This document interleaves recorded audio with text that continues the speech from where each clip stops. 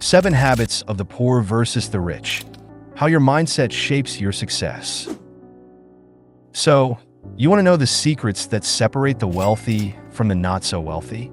Well, buckle up because we're about to dive deep into 7 mindsets and habits that draw a line between the rich and the poor. This isn't about luck or some mysterious secret. No, this is about daily habits, decisions, and the way you view the world. So grab your favorite drink, sit back, and let's get into it. 1. TV versus books, the battle of the living room. Let's set the scene. It's a Friday night. What are you doing? Are you plopped on the couch, binge watching the latest hit series? Or are you diving into a book, expanding your knowledge, and sharpening your mind? Poor people watch TV. Rich people read books. Sounds harsh, right? But think about it. TV is designed to keep you entertained, to make you forget about your problems for a while. It's a numbing agent. But books, they're a whole different game. They force you to think, to question, to learn.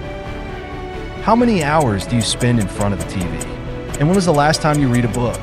I'm not talking about skimming through a magazine or scrolling through your social media feed. I'm talking about a real, thought-provoking book. And no, Instagram captions don't count. Rich people understand that knowledge is power. They read to improve themselves, to learn new skills, to gain new perspectives. They're constantly learning because they know that the more they learn, the more they earn. So next time you find yourself reaching for the remote, maybe consider reaching for a book instead. Trust me, your future self will thank you. 2.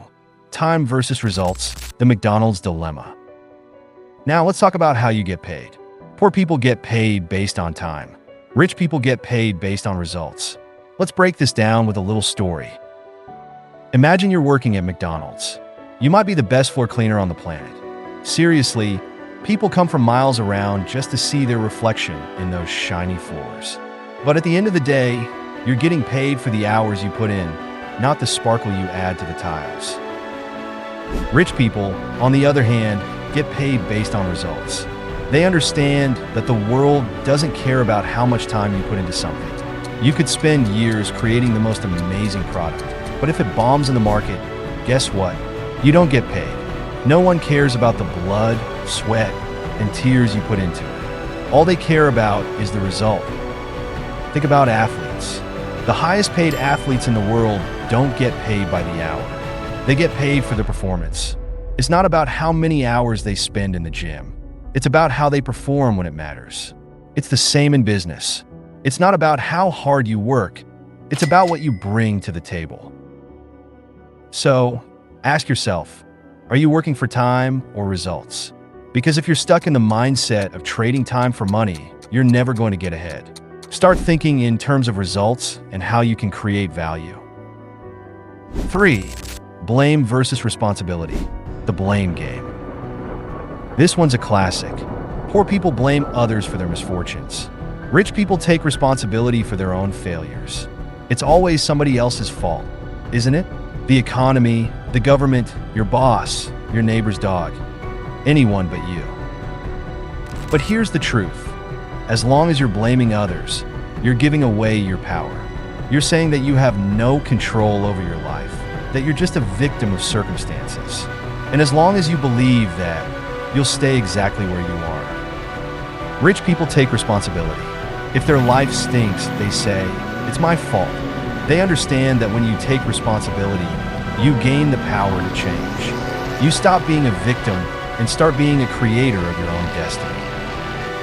Remember this, lame people blame people. It's easier to point fingers than to look in the mirror. But if you want to change your life, you have to start with yourself. Take responsibility for where you are, and then take action to get where you want to be. 4. Saving versus investing, the Starbucks conundrum. All right, let's talk about money. Poor people focus on saving. Rich people focus on investing. You've heard it before, right? Don't buy that Starbucks coffee in the morning. Save those few dollars. It all adds up. Sure, a penny saved is a penny earned. But here's the kicker. It's still just a penny. You're not going to get rich by cutting out your daily coffee. You don't have a saving problem. You have an income problem. Rich people know this. They understand that saving is important, but it's not the key to wealth. Investing is. You need to put your money to work for you. You need to make it grow. And that means taking some risks. It means learning about investments, whether it's stocks, real estate, or starting your own business.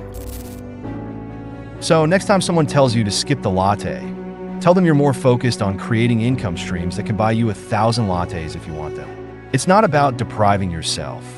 It's about creating a future where you don't have to worry about a $5 coffee. 5. Knowing it all versus continuous learning. The know-it-all syndrome. Here's a fun one. Poor people think they know it all. Rich people continuously learn. You know the type. The person who has an opinion on everything. They know everything about politics, sports, the economy, the government. You name it, they've got an opinion. But here's the thing. Knowing it all and having opinions about everything doesn't make you wealthy. In fact, it does the opposite. It closes you off from learning, from growing, from improving. Rich people are humble learners. They know that they don't know everything, and that's why they're always asking questions. They're always reading, attending seminars, seeking mentors. They're constantly learning because they know that growth is the key to success. So, the next time you're tempted to spout off your opinion about something, ask yourself, is this helping me grow? Or is it just making me feel good in the moment? Remember, your income can only grow to the extent that you do. 6. Money versus poverty. The root of all evil. Let's tackle a big one. Poor people believe that money is the root of all evil. Rich people believe that poverty is the root of all evil. You've heard it before, right? Money is the root of all evil. It's practically tattooed on our brains. But think about this. Where do you find the most crime, the most desperation? In the poorest neighborhoods. It's not money that's causing the problem. It's the lack of money. It's the lack of opportunities, the lack of hope. Rich people understand that money is just a tool. It's neutral. You can use it for good or for evil. It's all up to you. They don't worship money, but they also don't demonize it. They see it for what it is, a resource that can be used to create, to build, to make a difference. So, change your mindset about money. It's not the root of all evil. Poverty is, and the sooner you realize that, the sooner you can start creating wealth for yourself and for others.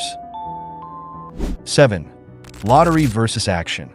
The fantasy versus reality. And finally, we come to the grand finale. Poor people have a lottery mentality. Rich people have an action mentality. How many people do you know who are waiting for their lucky break? They buy lottery tickets, hoping that one day their numbers will come up and all their problems will be solved. But here's the harsh truth. That day is never going to come. The odds are not in your favor. You're more likely to get struck by lightning while being attacked by a shark than to win the lottery. Rich people don't rely on luck. They rely on themselves. They have an action mentality. They know that if it's going to be, it's up to them. They don't wait for opportunities to come to them. They create opportunities. They take risks, they put in the work, and they make things happen. So, ditch the lottery tickets and start taking action. Whatever your dream is, start working towards it today.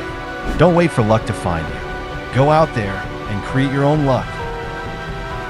It's not about where you start.